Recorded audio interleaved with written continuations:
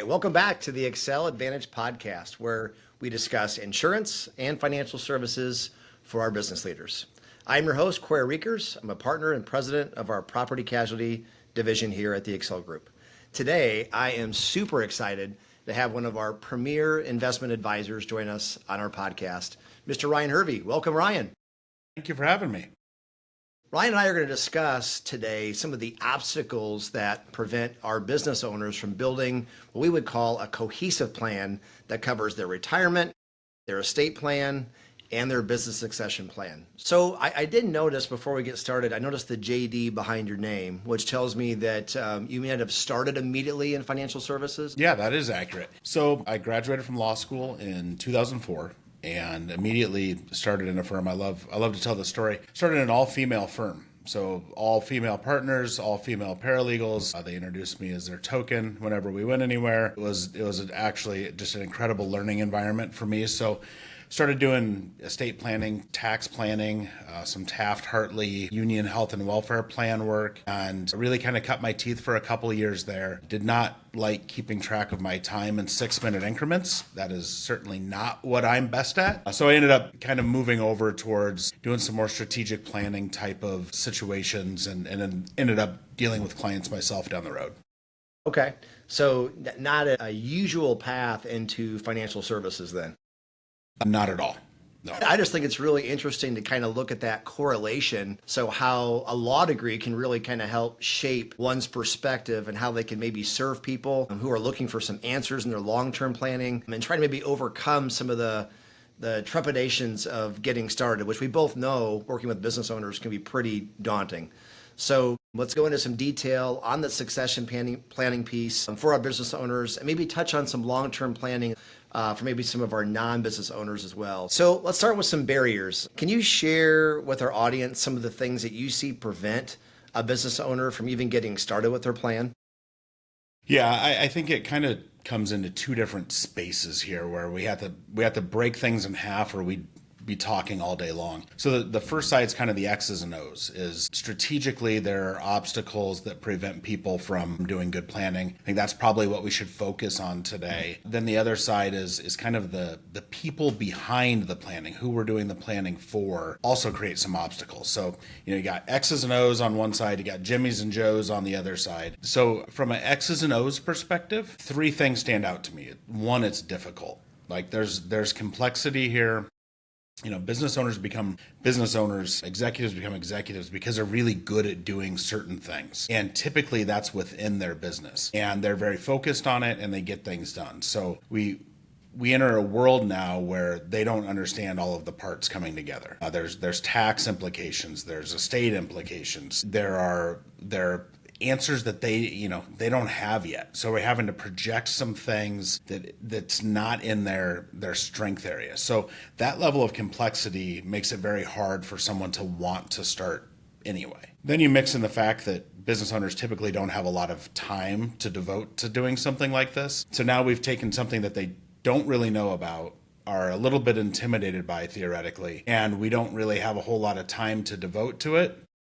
Certainly doesn't make someone want to go do that thing. And then, lastly, there's cost, and so there are multiple professionals that are involved in this process. No matter how we do it, there's going to be more than just the business owner getting to do a DIY thing. And those three factors together, I think it looks like the mountain is too tall. And so if I can't get to the pinnacle, why am I even doing this at all anyway? And so we don't even get started down the road. We'll think, I know I need to climb that mountain. I'm just not going to do it today. And then it just keeps getting pushed off. It just doesn't have the urgency that, your everyday business owner problems tend to have.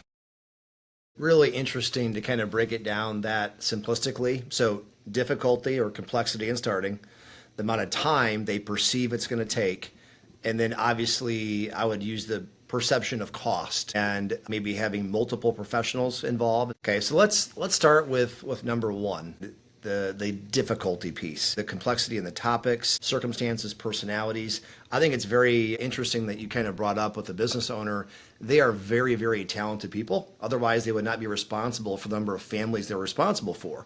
But as you get them out of their comfort zone I'm sure you see some things that maybe expose them in things that they're not so great at.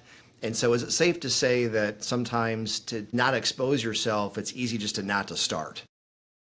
100%. It is remarkable how quickly the insecurity shows up. And so that's, one of our first goals in those early meetings is you shouldn't know how to do this. Unless you do this for a living, there's no reason for you to know how to do this. And I've done this for families who had people in their family that did this for a living and still couldn't do their own. So it's something that inherently you almost have to rely on subject matter experts. So maybe the very first step is just getting over that insecurity of, man, I don't want to go talk about something that I don't know anything about. And so, yeah, that shows up right away. And so once we get to the point that it's okay to not know anything, then it moves forward so much more smoothly. From your experience, obviously, if the business owner is the one that maybe is reluctant to do some of this planning, and it could be simply because they just don't have a clear sense in their mind exactly what they want, who have you found to maybe be the driver for most of the plans that you've set up for business owners and probably even non-business owners? Most of the cases that I have done, the business owner kind of theoretically understands they need to do this thing. But most of the business owners I've worked with are very much in the middle of the forest. And oftentimes they have a spouse looking at all these trees thinking, what in the world is going on here? And I have seen the spouse become the instigator of getting this thing done, the constant presence that's continuing to force it to its conclusion, because they're the ones that are really the most vulnerable if something happens to the business owner spouse. And in that environment, that vulnerability becomes an urgency that they have that the business owner spouse doesn't necessarily have unless they've had an event that causes that thing, because they're seeing all the trees around them. So that business owner spouse pushing that thing forward really can be a really helpful level of energy to getting a plan put in place. Let's talk about that. We've got a business owner who reluctantly is willing to sit down with you, and maybe it's because their spouse kind of pushed them or her into that situation, and now you're in front of them. What are some of the first steps you take to kind of break down those barriers and those walls to have a constructive conversation? It's really kind of fun to see this part happen, because one of my goals as we go through this is let's have really efficient meetings. I want to understand completely what your goals are and what you want to get out of this.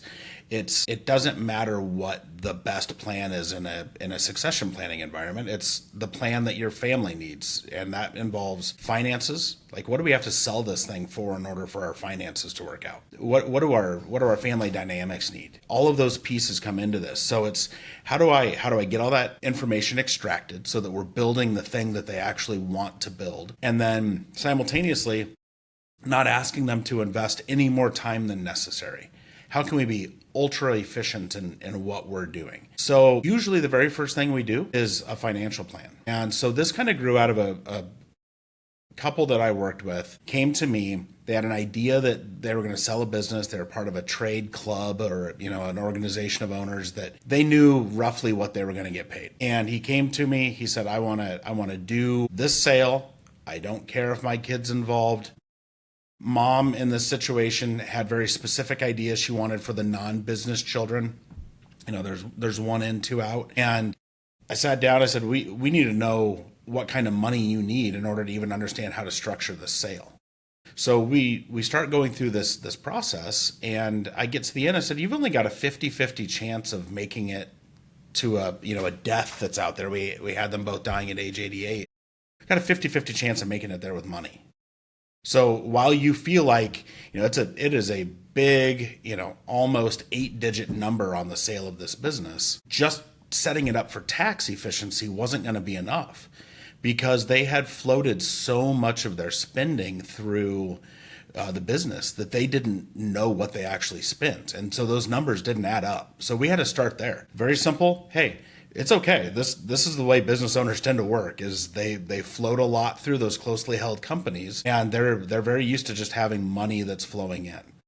When we get to a sale environment, all of a sudden now we don't have that anymore. Your fixed income. It could be very high levels of income, but you don't have a spigot that you can turn on and off anymore. So we walked through, we figured out what they needed to get in order for this thing to be successful.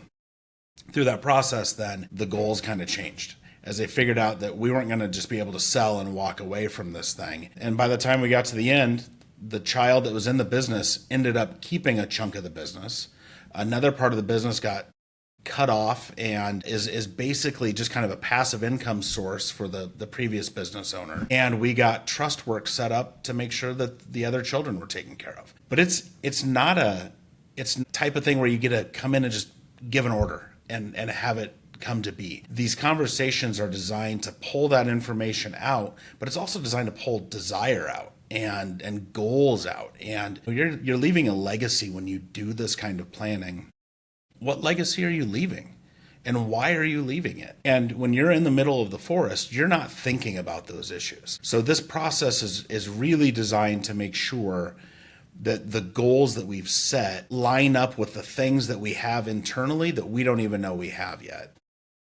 Yeah, one of the things that I've watched you do in just working with you is do a tremendous job of seeing everybody that's a part of that process and not just focusing on just the business owner, but focusing on the spouse, the kids, the employees, all facets of the plan. And I think that at times, gets missed, that human element. One of the things we'll touch on next is the time component, right? And so what you just described a few minutes ago sounds like it would take a considerable amount of time. And so can we talk about that a little bit and kind of how you work through that to make sure that things don't get lost over a period of time or lose their momentum?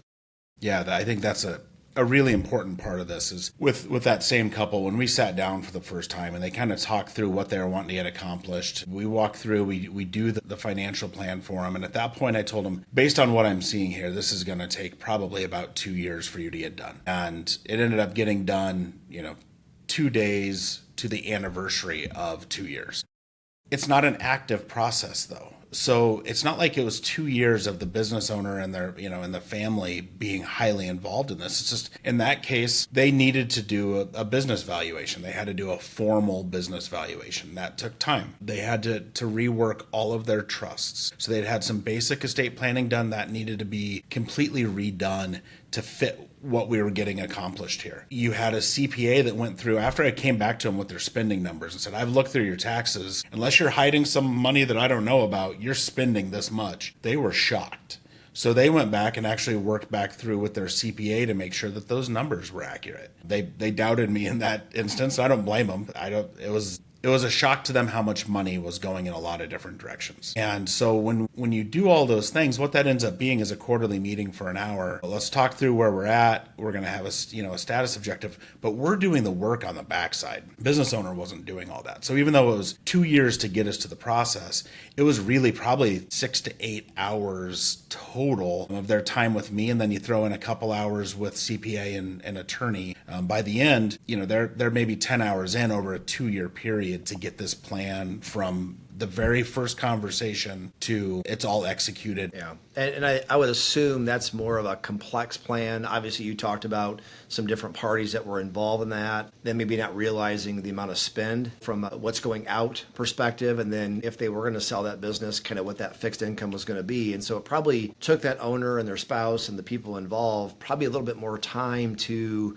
maybe comprehend some of the things that you were trying to walk them through and maybe coming to that reality.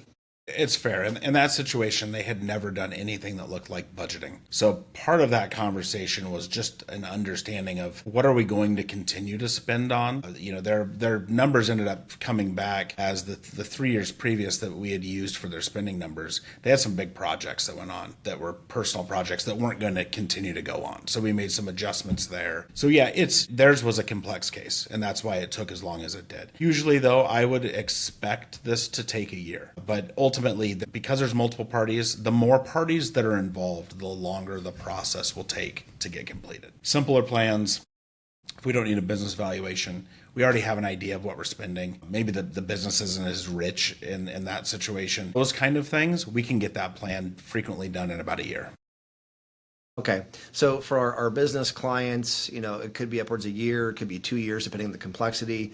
What about for those that maybe don't have a business, but have maybe have worked most of their lives in a job and have saved a significant amount of money, and now they're looking at maybe a will, setting up a trust, something that's maybe a little less complex? How long would that take?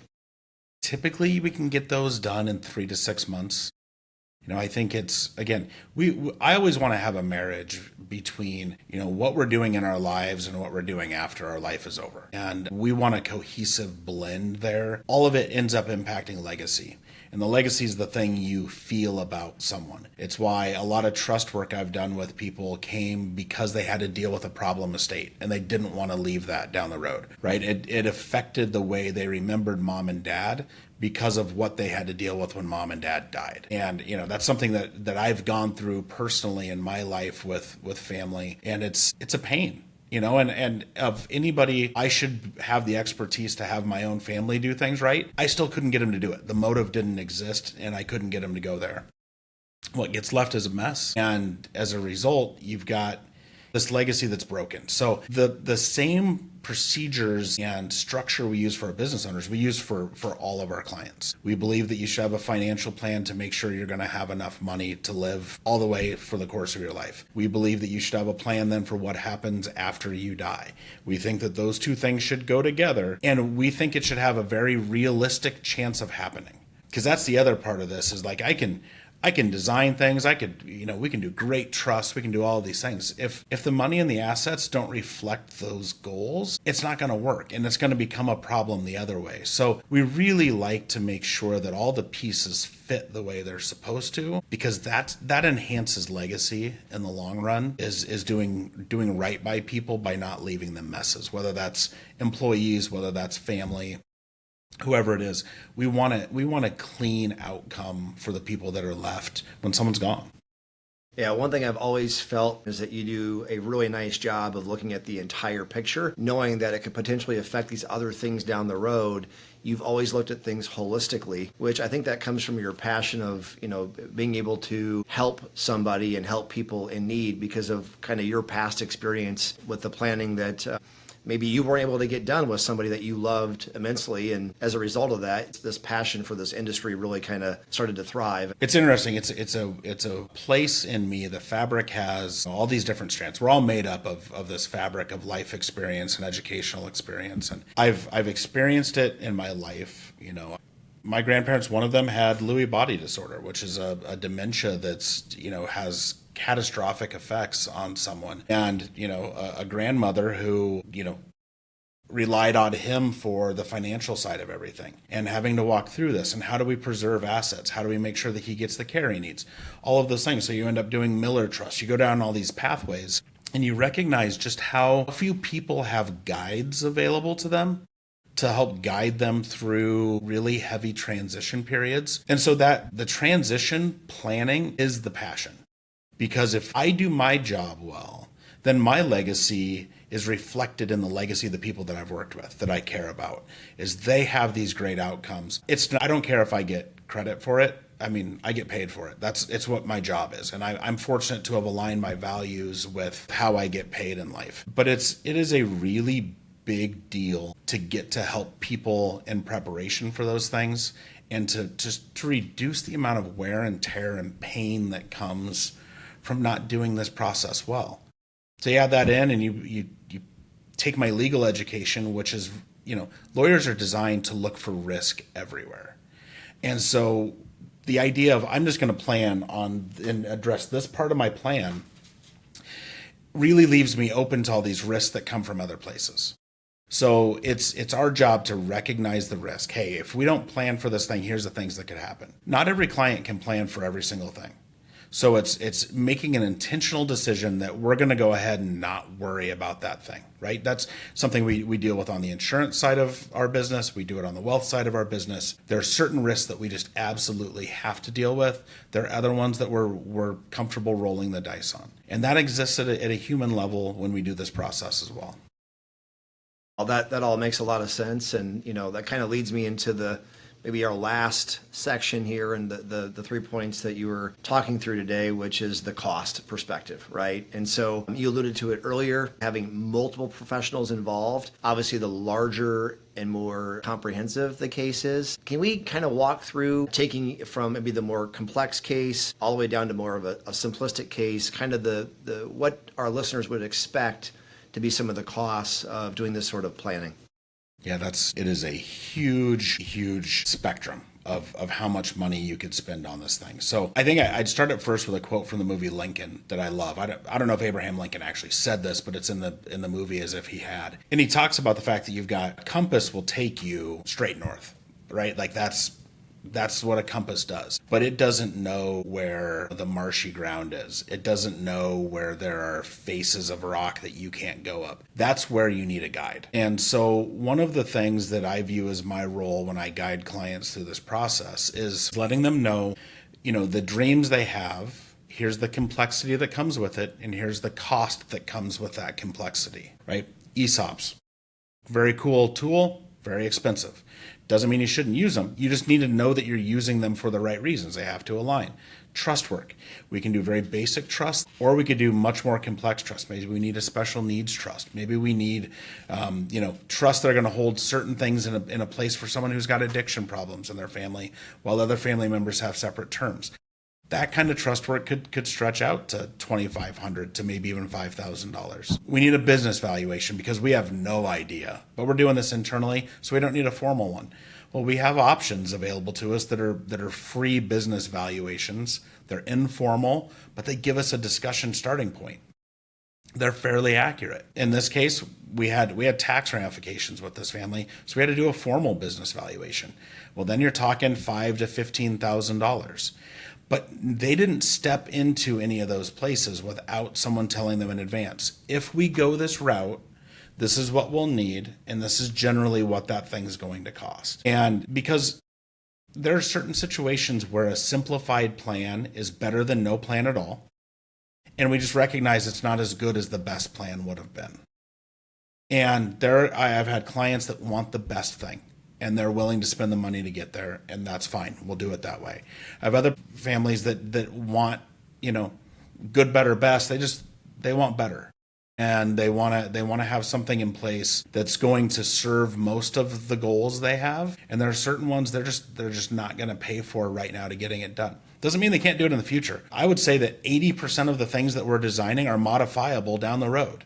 So it's not as if, everything goes into an irrevocable trust, it's gone. If we're going to do something that's that permanent, you're going to have to run through like 37 warnings from me that you're going into a space where this is a permanent solution. Because permanent things can cause some really great planning, but they can also get us into some really weird spots. So it's disclose. Be careful when we go this far, because once we go that far, we can't come back again. And so it's recognizing this is modifiable. Let's get something done. Let's get something right. And then we can add these pieces in over time. But that original structure needs to have been built to allow those other pieces to plug in down the road instead of having to rebuild that core structure again. So it's again, that's that time element, is figuring out, hey, maybe we can do a base plan in 6 months. This covers us for 80% of the things that we could run into over the next 5 years. But we have our sights set on, if this thing keeps growing the way we're going to go, or whatever that piece is we can add in these other elements to refine this plan and make it better as we go along. Yeah, that makes a ton of sense. One thing I was going to ask you, and you hit on it already, but I think half the battle is getting started. So even having some sense of a plan, or getting started with some sense of a plan, knowing that at some point you can change your mind, you can adapt certain things depending on, what sort of plan you set up, whether it's a revocable trust or in some cases where it's an irrevocable trust. I think that's some of the things that you're talking about. Yeah. So what would be a good initial first step for our listeners to get started in their planning if they've been looking at doing something like this for a while, didn't really know who to go to and who to trust, getting that process started? From your perspective, what's the best way to do that with you? The best way to do that with me, I have found, is basically a 15-minute conversation. Let's hop on a phone call. Let's hop on a Zoom, however we want to do it. And let's just talk about where you are, what you're trying to get accomplished.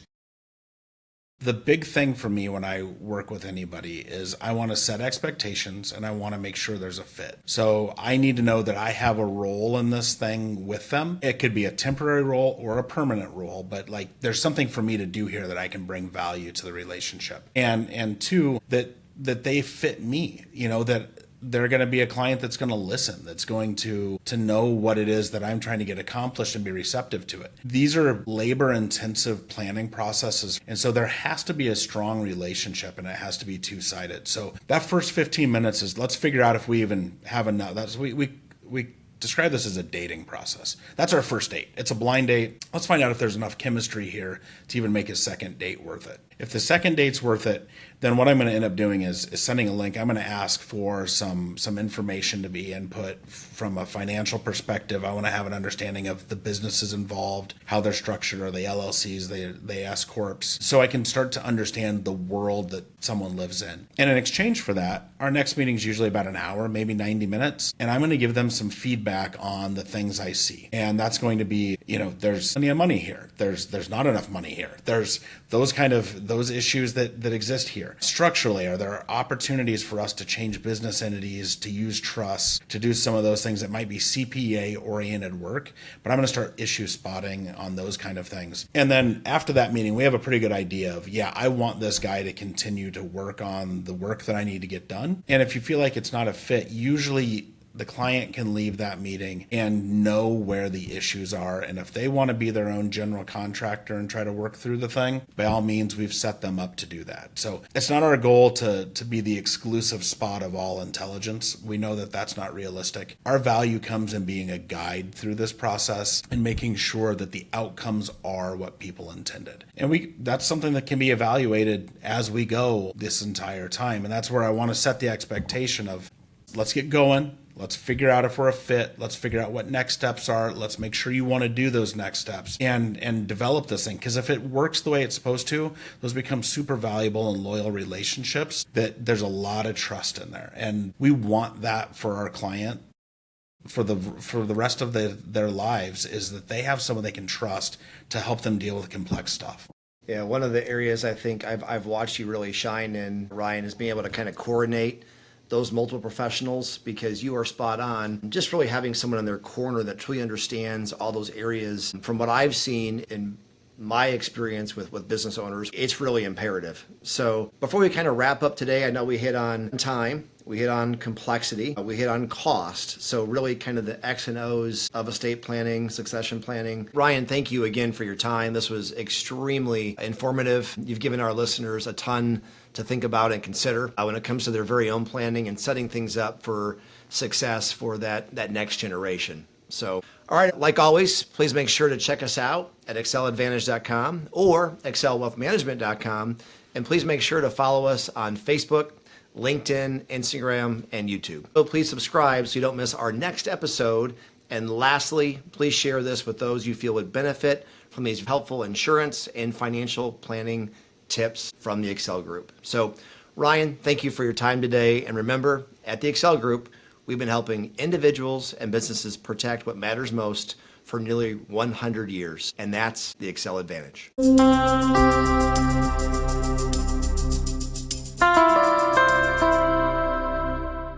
This podcast contains general information that may not be suitable for everyone. The information contained herein should not be construed as personalized investment advice. There is no guarantee that the views and opinions expressed in this podcast will come to pass. Investing in the stock market involves gains and losses and may not be suitable for all investors. Information presented herein is subject to change without notice and should not be considered as a solicitation to buy or sell any security. Accel Wealth Management does not offer legal or tax advice. Please consult the appropriate professional regarding your individual circumstance. Past performance is no guarantee of future results. Securities offered through registered representatives of Integrity Alliance LLC, member SIPC. Advisory services offered through Accel Wealth Management, a registered investment advisor. Integrity Wealth is a marketing name for Integrity Alliance LLC. Accel Wealth Management is not affiliated with Integrity Wealth.